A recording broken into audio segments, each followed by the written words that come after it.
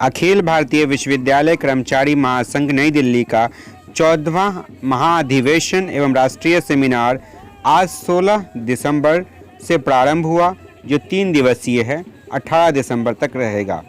प्रथम दिन अपने निर्धारित समय पर कार्यक्रम शुरू की गई दरभंगा जिला के जुबली हॉल में, जो कामेश्वर सिंह दरभंगा संस्कृत विद्यालय के प्रांगण से ललित नारायण मिथिला विश्वविद्यालय दरभंगा मुख्यालय होते हुए जुलूस भी निकाला गया। अखिल भारतीय विश्वविद्यालय कर्मचारी महासंघ नई दिल्ली के राष्ट्रीय अध्यक्ष पूर्व सांसद राज्यसभा भवानी शंकर होटा के द्वारा महासंघ का झंडोत्तोलन किया गया। स्थापना काल से 1967 से लेकर वर्तमान समय तक का फोटो प्रदर्शनी का उद्घाटन कुलपति डॉक्टर प्रोफेसर श्री सुरेंद्र प्रताप सिंह एवं दूसरे कुलपति संस्कृत विश्वविद्यालय के प्रोफेसर शशिनाथ झा के द्वारा किया गया। वहीं इस मौके पर कुल सचिव डॉक्टर मुश्ताक अहमद एवं बिहार राज्य राजपत्रित कर्मचारी महासंघ गोप गुट पटना के महासचिव प्रेमचंद्र प्रसाद सिन्हा के द्वारा किया गया। सभी अंगतुकों के द्वारा दीप प्रज्वलित कर कार्यक्रम का उद्घाटन कुलपति प्रोफेसर सुरेंद्र प्रताप सिंह, कुलपति शशिनाथ झा द्वारा किया गया। क्या कुछ कह रहे हैं राष्ट्रीय अध्यक्ष, वो आपसे विस्तार से। क्या उद्देश्य है इसका? ये अखिल भारतीय विश्वविद्यालय कर्मचारी महासंघ का 14वां अधिवेशन है। हर 3 साल में पूरे देश भर में जितने विश्वविद्यालय कर्मचारी हैं उनका प्रतिनिधि इस अधिवेशन में भाग लेते हैं। और हमारा जो ताकत है वो है कि पूरे देश भर में एक ही संगठन है, इसका कोई समांतराल संगठन नहीं है। और 210 यूनिवर्सिटी के प्रतिनिधि यहाँ पर आते हैं। काफ़ी प्रतिनिधि आ चुके हैं, बाकी लोग आ भी रहे हैं। तो हम लोग जो ये संगठन चलाए हैं, ये संगठन में विश्वविद्यालय के जो नॉन टीचिंग एम्प्लॉयज़, गैर शिक्षक कर्मचारी, उनके लिए यूनिफॉर्म पे स्केल, समान वेतन जैसे अध्यापकों को दिया जाता है, यूसी प्रेस्क्राइब करे और केंद्र सरकार उसका फैसला करे। इसके चलते ये एक मुख्य डिमांड है। और उसके बाद में विश्वविद्यालय संस्थाओं का जो सीनेट है, सिंडिकेट है, या कहीं पर गवर्निंग बॉडी है, कहीं पर एग्जीक्यूटिव काउंसिल है, तो वहाँ पर कर्मचारियों का प्रतिनिधित्व हो और व्यापक स्तर में विश्वविद्यालयों का गणतांत्रिकरण हो उसमें। जैसे कि टीचर्स का भी भाग होना चाहिए, छात्रों का भी प्रतिनिधित्व होना चाहिए, ये सब है। उसके बाद में शायद आपको जान करके आश्चर्य होगा कि 6% ऑफ द जीडीपी, 6% जीडीपी का शिक्षा के लिए आवंटित करना अभी ये नई शिक्षा नीति में है। लेकिन इसलिए आश्चर्य होगा आपको कि ये 56 में कोठारी कमीशन जब गठन हुआ था तब भी ये पहले डिमांड था। उसका जेपी नायक मेंबर सेक्रेटरी थे। काफ़ी अच्छा डॉक्यूमेंट था वो, लेकिन पिछले 65-70 साल में वो नहीं हुआ। बाद में जब राजीव गांधी प्राइम मिनिस्टर थे तब एक नई शिक्षा नीति हुआ था, उसमें भी इसका जिक्र किया गया था, लेकिन वो पूरा नहीं हुआ। उसके बाद में 2004 में जब यूपीए का सरकार बनी तो एक कॉमन मिनिमम प्रोग्राम आया था।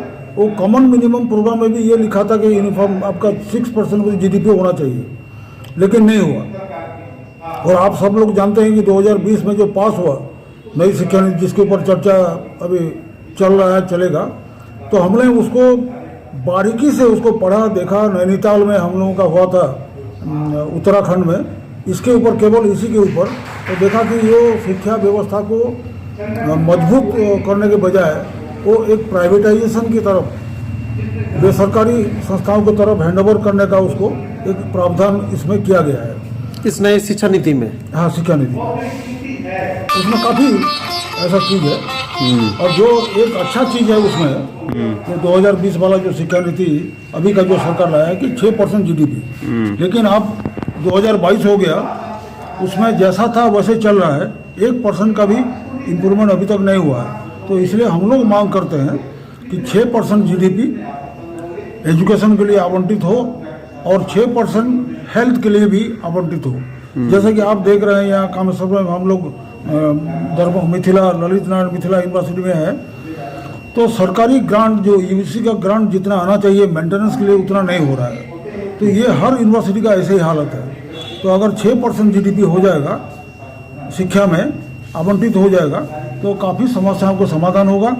और जो लाखों कर्मचारी हैं जिनका रेगुलर नहीं हुआ है, आउटसोर्सिंग है, कैजुअल है, अब कॉन्ट्रैक्चुअल है, ये सब विश्वविद्यालय का संस्था, हमारा ये मानना है कि विश्वविद्यालय ऐसा एक उच्च शिक्षा संस्था है जिसमें कि आपको कॉन्ट्रैक्चुअल, कैजुअल, आउटसोर्सिंग से काम चलने वाला नहीं है। ये कोई लाइन डिपार्टमेंट नहीं है जैसे PWD, RD जिसमें ये चला जाए, क्योंकि ये एग्जामिनेशन डील करते हैं, छात्रों का भविष्य तो डील करते हैं। इसलिए यहाँ परमानेंट कर्मचारी जिम्मेदारी के साथ अगर काम करेंगे तब जाके विश्वविद्यालय वहाँ पर होगा।